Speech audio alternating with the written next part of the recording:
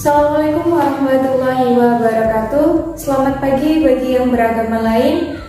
Kali ini saya akan melanjutkan pertemuan dari pelajaran IPA, tapi kita akan bahas di bab yang kedua. Jadi beda topik bahasan dengan bab yang pertama gitu ya. Karena kalian sudah kelas 9, pasti kalian sudah kenal dengan saya. Nama saya adalah Bu Citra. Saya di sini mengajar mapel IPA di kelas 9. Baik, di bab 2, sebelum kalian melanjutkan pembelajaran ini, alangkah baiknya siapkan dulu alat tulis berupa buku paket, buku tulis, ballpoint ataupun pensil untuk mencatat hal penting yang sekiranya nanti akan kalian tambahkan untuk menunjang materi yang ada di buku paket. Baik, di bab 2, di sini kita akan belajar mengenai sistem perkembangbiakan pada tumbuhan. Adapun tujuan pembelajarannya, jadi setelah kita belajar mengenai bab 2 ini, saya harapkan yang pertama, nanti kalian akan mengidentifikasi sistem perkembangbiakan pada tumbuhan gimnospermi itu seperti apa. Kemudian kalian juga saya harapkan bisa mengidentifikasi perkembangbiakan pada tumbuhan angiospermi, tumbuhan lumut, dan juga tumbuhan paku. Baik, langsung saja kita ke perkembangbiakan pada tumbuhan. Nah, di sini saya kategorikan perkembangbiakan tumbuhan itu menjadi 4 kategori, biar nanti kita belajarnya mudah. Jadi yang pertama, kita akan belajar mengenai perkembangbiakan pada tumbuhan angiospermi atau biji tertutup. Nah, yang kedua nanti kita akan belajar mengenai perkembangbiakan pada tumbuhan gimnospermi, yaitu berbiji terbuka. Dan yang ketiga pada tumbuhan lumut, dan yang keempat yaitu pada tumbuhan paku. Baik, akan kita ulas satu persatu. Di sini kita akan menjelaskan terlebih dahulu mengenai perkembangbiakan pada tumbuhan angiospermi. Jadi pada perkembangbiakan tumbuhan angiospermi di sini dikategorikan menjadi 2 kategori, yaitu vegetatif dan generatif. Nah, sekarang kita ulas mengenai perkembangbiakan secara vegetatif terlebih dahulu. Apa sih sebenarnya perkembangbiakan vegetatif ini? Jadi, kalau dulu kalian belajar ketika di bangku SD, nama lain dari perkembangbiakan vegetatif itu bisa kita kenal dengan perkembangbiakan dengan cara tak kawin. Nah, bagaimana cara berkembang biaknya kalau tidak melakukan perkawinan? Jadi, tumbuhan yang berkembang biak melalui perkembangbiakan vegetatif ini hanya melibatkan satu induk saja. Jadi tanpa adanya peristiwa perkawinan atau disebut dengan aseksual. Berikutnya di sini perkembangbiakan vegetatif itu dibagi menjadi 2, ada alami dan buatan. Kita ke vegetatif alami terlebih dahulu. Yang dikatakan alami berarti di sini tidak ada campur tangan apapun, kecuali dia prosesnya terjadi secara alami. Contoh vegetatif alami yang pertama di sini adalah tunas. Apa yang dimaksud dengan tunas? Jadi tunas adalah tumbuhan muda yang tumbuh dari bagian tubuh induknya. Kalau kita amati dalam lingkungan kita, di sini contohnya adalah pisang. Kalau kamu amati pada gambar, di situ ada tumbuhan pisang, kemudian di sebelah tubuh induknya itu akan tumbuh tunas baru. Nah, itu yang dinamakan dengan contoh tunas. Contoh lain di sini ada pada tumbuhan bambu. Jadi yang bersama dengan pisang tadi, dia tumbuh tubuh baru di sebelah tubuh induknya. Nanti lama-kelamaan dia akan menjadi tumbuhan yang dewasa. Yang kedua, contoh dari vegetatif alami di sini adalah geragi atau nama lainnya stolon. Nah, apa yang dinamakan dengan geragi ini? Jadi geragi adalah batang yang tumbuh merambat di atas tanah. Jadi misalkan di sini ada tanah, nah batangnya itu tumbuh di atasnya, gitu ya. Contoh geragi di sini bisa kita jumpai pada tumbuhan stroberi, arbei, dan begagan. Itu contohnya ada di slide. Jadi kemudian yang ketiga ada kuncup adventif. Jadi kuncup adventif ini dia tumbuhan yang menghasilkan individu baru, tapi dia melalui sela-sela bagian tumbuhan itu. Jadi di sini biar mudah, saya beri contoh. Di situ ada contoh dari tumbuhan cocor bebek dan juga tumbuhan wijaya kusuma. Nah, kalau kalian amati di situ di sela-sela daunnya akan tumbuh yang namanya tunas baru. Itu yang dinamakan dengan kuncup adventif. Kemudian vegetatif berikutnya di sini ada 3 kategori. Ada melalui umbi batang, umbi lapis, dan juga umbi akar. Nah, sekarang kita bahas terlebih dahulu melalui umbi batang. Apa yang dinamakan dengan umbi batang? Jadi umbi batang di sini adalah batang yang menggembung dan tumbuh di dalam tanah. Nah, biasanya di sini digunakan untuk menyimpan cadangan makanan tumbuhan tersebut. Contoh, di sini saya punya kentang dan bengkoang. Kalau kamu amati, di situ memang batang dari kentang itu apa? Ya kentang itu. Dia menggembung sehingga di situ berfungsi menyimpan cadangan makanan. Kemudian umbi-umbian yang berikutnya yaitu umbi lapis. Ini masih kategori vegetatif alami. Jadi umbi lapis di sini adalah lapisan dari daun. Dia di sini susunannya berlapis-lapis mengelilingi batang dari tumbuhan yang ada di dalam tanah. Nah, biar gampang, di sini contohnya ada bawang putih, bawang merah, bawang bombay, itu semuanya masuk ke dalam kategori umbi lapis. Jadi perkembangbiakannya melalui umbi lapis. Berikutnya ada umbi akar. Nah, umbi akar di sini adalah maksudnya akar yang menggembung tapi tidak berluas. Jadi akar di sini dia menggembung karena berfungsi menyimpan cadangan makanan. Nah, di sini contohnya ada wortel dan lobak. Wortel dan lobak ini merupakan umbi akar cara perkembangbiakannya. Kemudian berikutnya vegetatif alami yaitu akar tinggal atau rizoma. Apa maksudnya ini rizoma? Jadi rizoma ini adalah batang yang tumbuh mendatar di bawahnya permukaan tanah. Kebalikan dari geragi tadi. Kalau rizoma di sini batangnya itu tumbuh di bawahnya tanah. Jadi susunannya di sini tanah, kemudian batangnya itu ada di bawahnya tanah. Itu yang dinamakan dengan rizoma. Dan juga dia di situ berluas-luas dan berbuku-buku. Contoh dari akar tinggal atau rizoma itu biasanya dia tanaman yang bersifat apotek hidup. Jadi contohnya kunyit, jahe itu masuk ke dalam akar tinggal atau rizoma. Jadi batangnya berada di bawah permukaan tanah. Nah, berikutnya kita ulas mengenai vegetatif buatan. Karena buatan di sini dia melibatkan campur tangan dari manusia. Kategori vegetatif buatan yang pertama di sini ada cangkok. Cangkok itu apa? Jadi cangkok adalah menumbuhkan akar tumbuhan dari batang tanaman yang dicangkok. Jadi ada batang induk, kemudian nanti kita berusaha untuk menumbuhkan akar. Caranya bagaimana? Nah, pada slide ini, tampilan ini, kalian bisa perhatikan yang pertama dari batang induk yang akan kita cangkok itu dikulit atau dikupas kulitnya sampai kelihatan nanti ada batang bagian berwarna putih.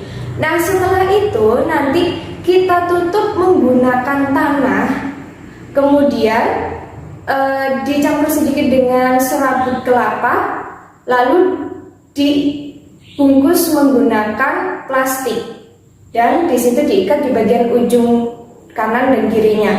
Kemudian dari pembungkus plastik itu kita beri lubang. Nah, di situ nanti ditunggu sampai beberapa waktu akan tumbuh akar sehingga batang yang kita cangkok tadi bisa kita pindahkan ke tanah. Contohnya apa? Contohnya di sini bisa kita jumpai pada tumbuhan apel, mangga, dan nangka. Vegetatif buatan yang kedua di sini ada yang namanya stek. Nah, stek itu merupakan memotong bagian tumbuhan kemudian ditanam sehingga dia menjadi tanaman baru. Kalau kita amati pada tayangan ini, cara stek itu sangat mudah.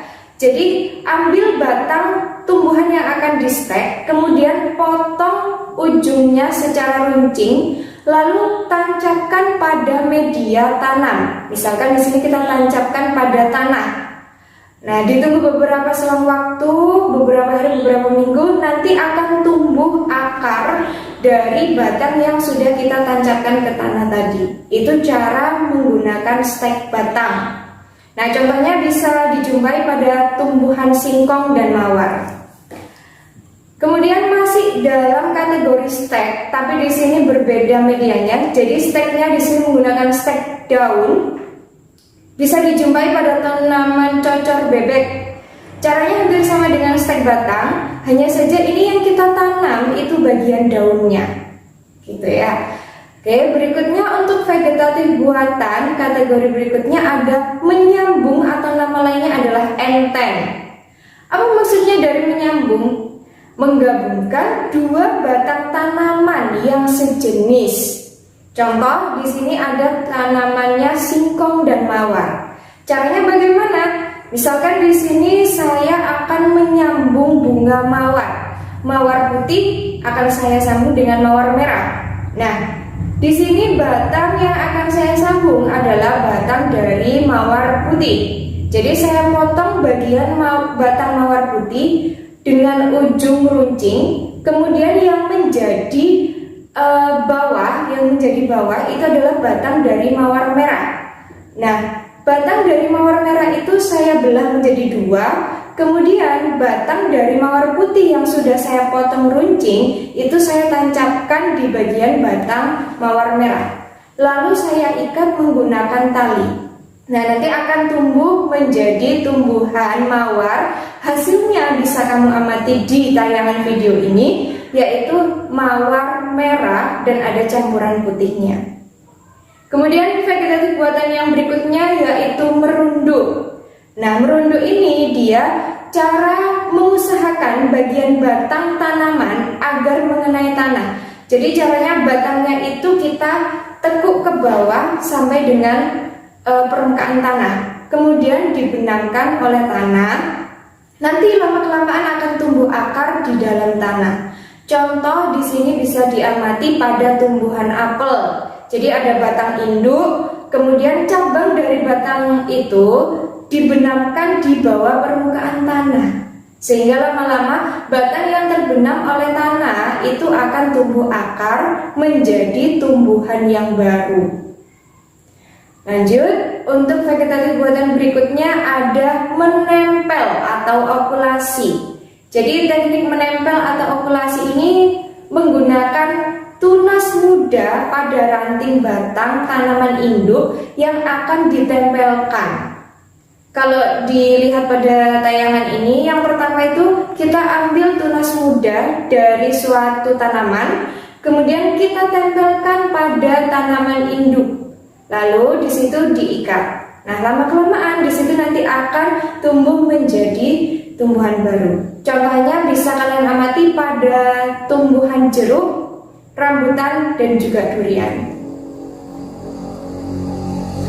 Berikutnya setelah perkembangbiakan vegetatif, di sini kita lanjut ke generatif.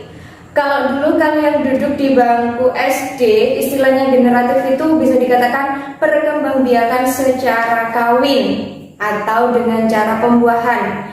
Nah, ini membutuhkan dua alat kelamin, yaitu alat kelamin jantan dan betina. Nah, perkembangbiakan generatif di sini ada beberapa kategori. Yang pertama yaitu melalui penyerbukan. Apa sih namanya penyerbukan? Yang dinamakan penyerbukan itu jatuhnya serbuk sari di atas kepala putih. Nah, kalau kamu amati di video itu ada serbuk sari yang berwarna hitam, kemudian dibawa oleh tumbuhan serangga, dia jatuh di atas putik yang berwarna ungu itu ya. Kemudian kategori berikutnya di penyerbukan. Di sini berdasarkan asal serbuk sarinya dibagi menjadi 4. Ada yang namanya autogami atau penyerbukan sendiri. Nah, jadi ini terjadi apabila serbuk sari itu jatuh di kepala putik bunga itu sendiri. Kalau kamu amati di video itu, ada serbuk sari, kemudian dia jatuh di kepala putik bunga itu sendiri. Itu yang dinamakan dengan autogami.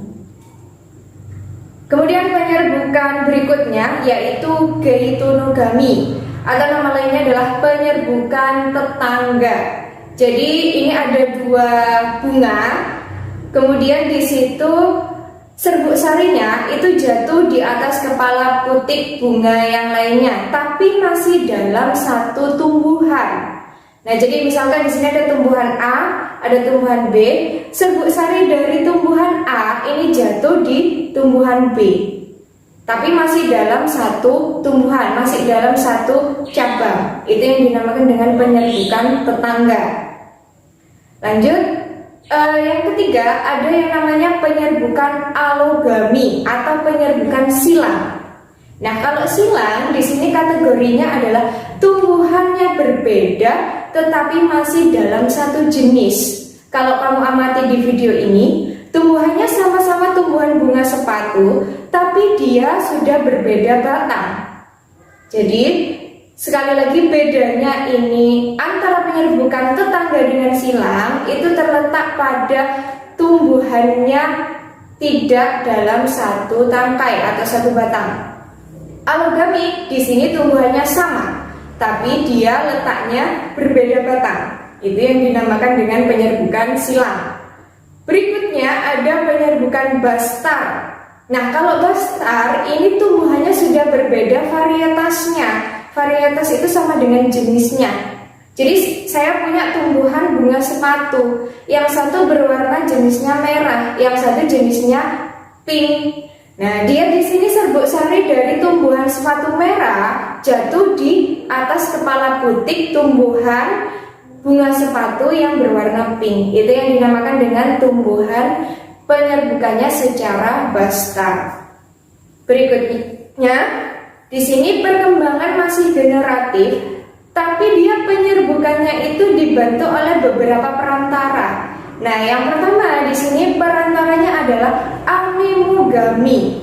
Anemogami di sini perantaranya dibantu oleh angin. Saya ambil contoh, di situ tumbuhannya adalah jagung.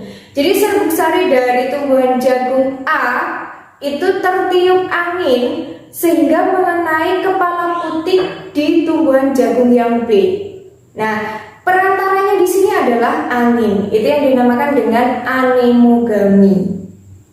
Berikutnya, di sini penyerbukannya dibantu oleh serangga atau nama lainnya adalah entomogami.